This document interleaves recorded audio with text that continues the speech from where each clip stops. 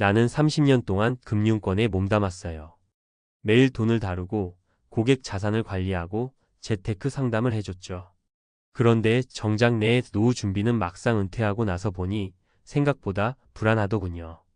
퇴직식 날 강남의 한 은행 지점장이 이렇게 말했습니다. 언뜻 들으면 그래도 은행 지점장인데 노후 자금이야 넉넉하지 않겠어? 하고 생각하기 쉽습니다. 강남 한복판 고액 자산가 고객을 상대하며 근무했고 연봉도 적지 않았으니 말이죠. 그런데 그가 밝힌 은퇴 후 보유 자산은 생각보다 소박했습니다. 아파트 한 채, 예금 2억 조금 넘는 현금, 그리고 퇴직금 약 3억 원. 총액으로 보면 10억 원 남짓입니다. 사람들은 제가 수십억씩 모았을 거라고 생각하죠. 그런데 아이들 유학 보내고 결혼시키고 부모님 부양하고 나니 남는 게 많지 않았어요. 금융 지식이 많다고 해서 무조건 부자가 되는 건 아니더군요. 이 말은 단순히 한 은행인의 개인사만이 아닙니다. 직업과 소득 수준을 떠나 노후 자금의 현실은 우리가 생각하는 이상적인 그림과는 꽤 다르다는 걸 보여줍니다. 1. 고소득 노후 걱정 없음이라는 착각. 첫 번째 사례는 바로 이 강남은행 지점장 이야기입니다.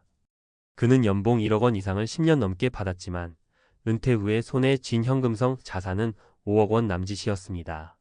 나머지는 대부분 부동산에 묶여 있었죠. 은퇴 전까지 매달 수천만 원씩 쓰는 생활 패턴을 유지하다 보니 은퇴 후 소비를 줄이는데 큰 어려움을 겪었다고 합니다. 전문가들은 이런 경우를 라이프스타일 인플레이션이라고 부릅니다. 수입이 늘면 생활 수준을 함께 높이는 습관 때문에 은퇴 후에는 소득이 줄어들어도 예전 소비 습관을 유지하려는 경향이 생깁니다. 이 지점장은 퇴직 직후가 가장 위험한 시기라고 강조했습니다. 현금 흐름이 줄어드는 속도보다 지출을 줄이는 속도가 느리기 때문입니다. 2. 집 한 채 있으면 된다의 함정. 두 번째 사례는 60대 초반의 퇴직 공무원입니다. 그는 강남권은 아니지만 수도권에 15억 원짜리 아파트를 보유하고 있었습니다. 집값이 이 정도면 노후엔 문제 없겠지라고 생각했죠. 그런데 실제 은퇴 후 생활을 해보니 문제는 현금이었습니다. 매달 나가는 생활비, 건강보험료, 세금 등을 감당하기 위해 결국 아파트를 담보로 대출을 받았습니다. 부동산이 자산의 대부분을 차지하는 하우스 푸 문제는 한국 은퇴자들에게 흔합니다. 자산 규모만 보면 부자인데 실제로는 현금 흐름이 부족해 생활이 빠듯한 경우죠. 은퇴 후에는 자산 총액보다 현금 유동성이 훨씬 중요하다는 것을 보여주는 사례입니다. 3. 노후 준비를 일찍 시작한 사람의 여유. 세 번째 사례는 조금 다릅니다.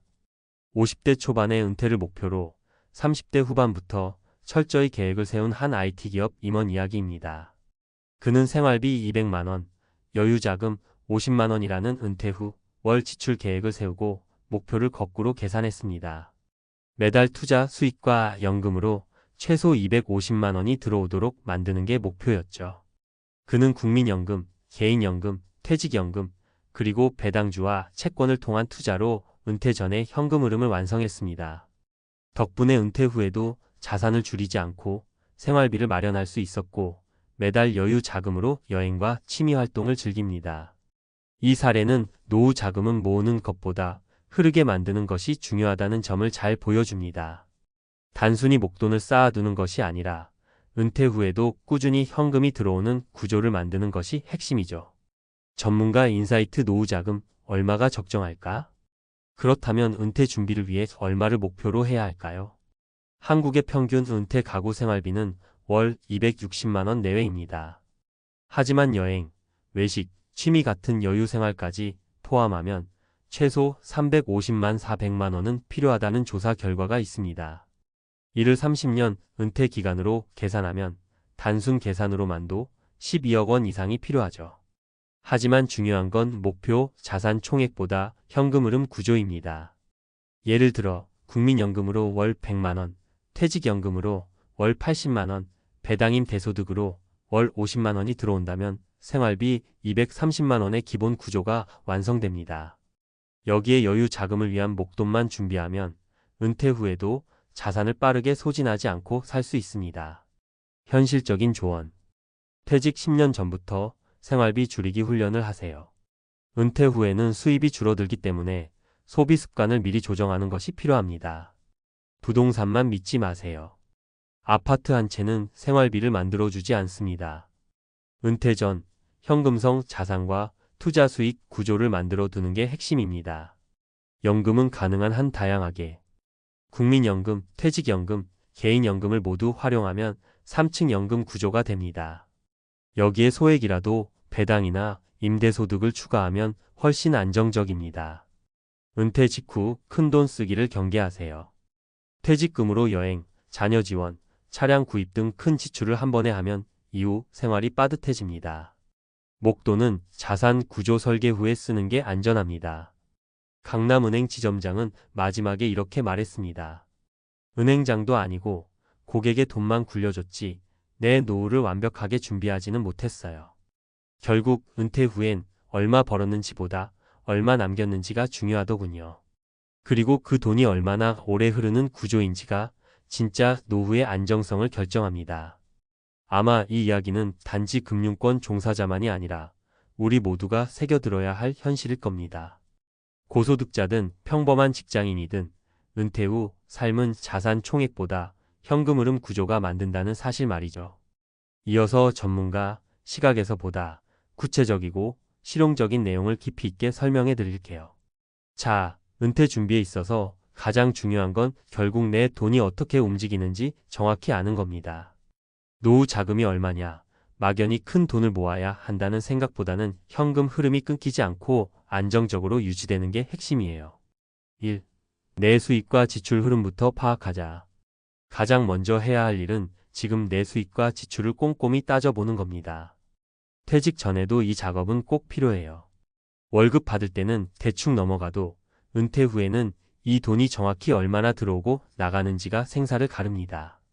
예를 들어 월 생활비가 300만 원인데 국민연금과 퇴직연금, 임대수익 등을 합쳐 250만 원이 들어온다면 매달 50만 원은 자산을 조금씩 까먹어야 한다는 뜻이죠.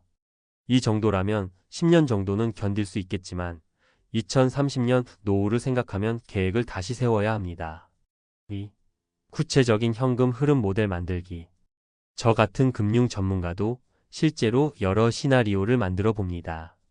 가령 55세에 은퇴한다고 할 때 국민연금 수령 시기를 65세로 늦춰서 그 10년 동안은 어떻게 버틸지 계획해야 하거든요. 이때 필요한 게 바로 비상자금인데요. 최소 12년 생활비는 은행 예금 등 현금성 자산으로 쌓아두는 게 좋습니다. 왜냐하면 은퇴 초기에는 연금이 바로 나오지 않고 또 급작스러운 건강 문제나 집 수리 등 돌발 지출도 생기기 때문이에요. 3. 투자와 자산 배분의 현실적 접근. 은퇴자금 운용에서 가장 중요한 건 안정성입니다. 흔히들 노후 자금은 안전한 곳에만 맡겨라고 하지만 그 말이 꼭 정답은 아니에요. 물가 상승률, 세금, 예금 금리 등을 고려하면 너무 보수적으로 굴리면 자산이 실질 가치가 줄어들 수 있거든요. 그래서 보통은 자산의 4060% 정도는 안정적인 채권이나 예금에, 나머지는 배당주나 리츠 REITs, 인덱스 펀드 등으로 분산 투자하는 방식을 권장합니다. 예를 들어 연 3% 배당을 주는 주식에 3억 원을 투자하면 연 900만 원, 월 약 75만 원의 현금 흐름이 생기는 셈이죠. 여기에 임대 부동산이 있다면 임대료 수익까지 더해져 안정적인 수입원이 됩니다. 4. 현실적인 사례 3명의 은퇴자 이야기. 첫 번째, 60대 초반 김씨는 국민연금 월 70만 원, 퇴직연금 월 60만 원, 그리고 2억 원 규모 배당주 투자로 월 50만 원 수익을 내고 있어요. 그의 월 총 현금 흐름은 180만 원 정도지만 생활비는 220만 원이라 부족한 40만 원은 매달 저축해둔 현금에서 씁니다. 이런 계획으로 10년 정도는 큰 걱정 없이 살 수 있다고 하네요. 두 번째, 55세에 조기 퇴직한 박 씨는 국민연금 수급 전이라 현금 흐름이 거의 없습니다. 그래서 3억 원 정도의 비상자금과 주식, 채권을 섞어 운용하면서 생활비를 마련 중인데 이 과정에서 투자, 손실 위험을 줄이기 위해 투자 비중을 점차 안정적인 쪽으로 옮기고 있어요. 세 번째, 65세에 은퇴한 이 씨는 퇴직연금과 국민연금을 합쳐 월 200만 원 이상 받으면서도 생활비가 150만 원 정도라 여유가 있습니다.